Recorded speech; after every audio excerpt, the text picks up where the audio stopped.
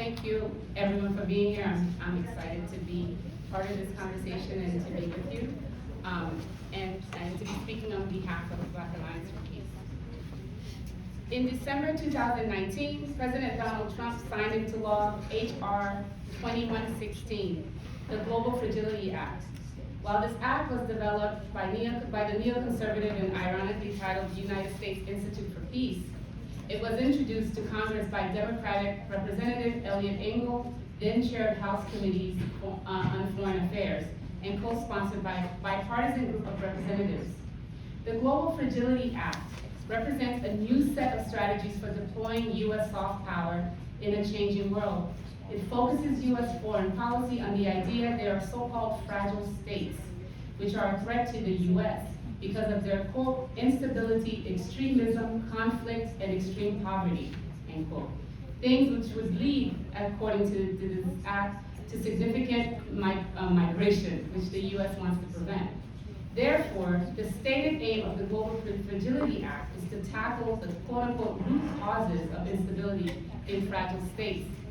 Hailed as landmark legislation and as a potential game changer in the world of U.S. foreign policy, the act seems to be a resetting of that policy in ways that shift tactics while maintaining the objectives and strategies of U.S. global domination. The act clearly articulates its main goal, to advance U.S. national security and interests, and to manage rival powers, and that is specifically Russia and China. In this sense, the Global Fragility Act, especially for governments and societies in the Western Hemisphere, seems to be a revamping of the Monroe Doctrine. One of the stated objectives of the Global Fragility Act is for the U.S. government to be proactive in preventing conflict and instability, preventing conflict, promoting stability in countries prone to violence, the support of locally driven political institutions. This is the language that the act uses to hide the legislation's real intentions, to rebrand U.S. imperialism by using a wide range of actors and resources, including neo-colonial governments and their local and regional structures, to enact policies aimed at upholding U.S. global power. What is significant about this act is the way that it uses other nations to carry out its objectives, a point that I will come to later. In April 2022, the Biden-Harris administration affirmed its commitment to implementing the Global Fragility Act by issuing documents outlining a 10-point plan that will allow the integration and sequencing of U.S. diplomatic, development, and military-related efforts. Funding was allocated in the 2023 budget. The management of the Global Fragility Act formally brings together the U.S. Agency for International Development, its parent, the State Department, and the Department of Defense. There are 5 trial countries for the implementation of this act, and Haiti is the first. My comments today focus on this one key point, that Haiti has been, and continues to be, the main laboratory for U.S. imperial machinations, both in the region and throughout the world. It is no surprise, therefore, that in the re-articulation of a new policy for maintaining global hegemony, the Global Fragility Act, Haiti is the first target. Without understanding this point, without seeing Haiti as the site of the longest and most brutal neo-colonial experiment in the modern world, we cannot fully understand the workings of U.S. and Western hegemony. And if we cannot understand the full extent of U.S. hegemony, we cannot defeat it. Consistent in its hypocrisy, in its deliberation on the Global Fragility Act, U.S. officials labeled Haiti as one of the most fragile states, even as the supposed fragility is caused by more than a century of U.S. interference and consistent push to deny Haitian sovereignty. It is therefore important to understand the long history and nature of U.S. imperialism through militarism in Haiti, a clear model of both the role of militarism and the intricate and diffuse enactments of militarism as imperialism. To begin with, we must recognize that Haitian sovereignty has been snuffed out, and that Haiti is under current foreign military and political control. Of course, we know the first military occupation occurred from 1915 to 1934. But Haiti lost its sovereignty this time, beginning February 2004. Its state has been dismantled and its government taken over by occupying foreign forces. The plans for this intervention and occupation were hatched in Ottawa, Canada in 2003. Dubbed the Ottawa Initiative in Haiti, the objective was to decide the future of Haiti's governance. The administration of Canadian Prime Minister Jean Chrétien and his Liberal Party government organized a two-day conference at Beach Lake, attended by top officials from the US, the European Union, and the OAS. There were no representatives from Haiti. Canadian journalist Michael Vastal, who got wind of this secret meeting, reported that the discussion in Ottawa included, quote, the possibility of Aristide's departure, the need for a potential trust issue over Haiti, end quote. By the end of February 2004, Jean-Bertrand Aristide, the popularly elected president of Haiti, was deposed, bundled onto a flight by US Marines, and flown to the Central African Republic. US President George W. Bush announced almost immediately that he was sending US forces to, quote, help stabilize the country, end quote. On the same night of Aristide's extradition, 200 US troops had already landed at the airport in Haiti. By the evening of the day of the coup, 2,000 US, French, and Canadian soldiers were already on the ground. In the meantime, at the behest of the members of the United Nations Security Council, US and France, the UN Security Council passed a unanimous resolution that authorized, quote, the immediate deployment of a multinational interim force for a period of 3 months to help secure and stabilize the capital, Port-au-Prince, and elsewhere in the country, end quote. UN Resolution 1529 was passed under Chapter 7 of the UN Charter, which authorized the deployment of UN military force to, quote, take all necessary measures to fulfill this mandate. Now, unlike the Chapter 6 resolution, which refers to peacekeeping missions where parties of conflict give their consent, a Chapter 7 resolution demands no such consent. Haiti is the only place in the world that was not embroiled in civil war, but that received a Chapter 7 deployment, where UN forces are allowed to use military force to, quote, pacify the population. Thus, it is important to note that the 2004 illegal coup d'etat was both enforced and cleaned up with the sanction of the UN. On June 1st, 2004, the UN officially took over from US forces and established the United Nations Stabilizing Mission in Haiti, or MINUSTA, the acronym for its French name, for the task of military occupation under the guise of establishing peace and security. A multi-billion-dollar operation, MINUSTA had, at any given time, between 6,000 and 12,000 troops and police stationed in Haiti, alongside thousands of bureaucrats, technical staff, and civilian personnel.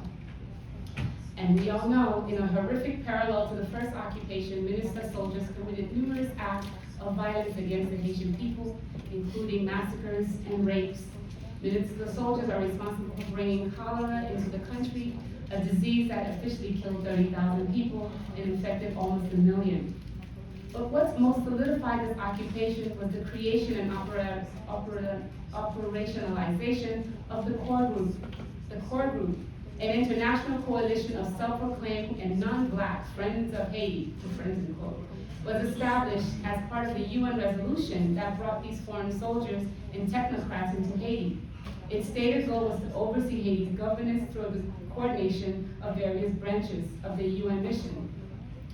While it is claimed that this occupation officially ended in 2017 with the formal drawdown of the MINUSTA mission, the UN has remained in Haiti through a new office with a new acronym, BINU, the United Nations Integrated Office in Haiti. BINU's mandate has been continuously renewed from 2017 to now by the UNSC, the United Nations Security Council. BINU has had an outsized public role in Haitian internal political affairs, and is the mouthpiece of the core group.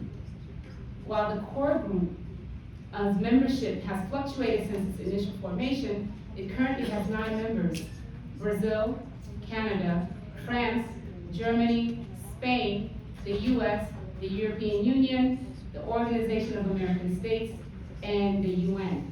Significantly, this group has never had a Haitian representative and often meets without Haitian representation.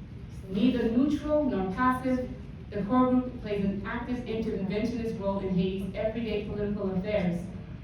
The overwhelming power of the core group is blatant public, visible to all who want to see it. At a special session on Haiti at the UN Security Council just this week, it was the head of the BNU, the UN mission in Haiti, who took the lead in presenting Haiti as a basket case of unthinking and violent gangs. Thus unelected and unaccountable by the Haitian people, the core group is the arbiter of neo-colonial indirect rule in Haiti.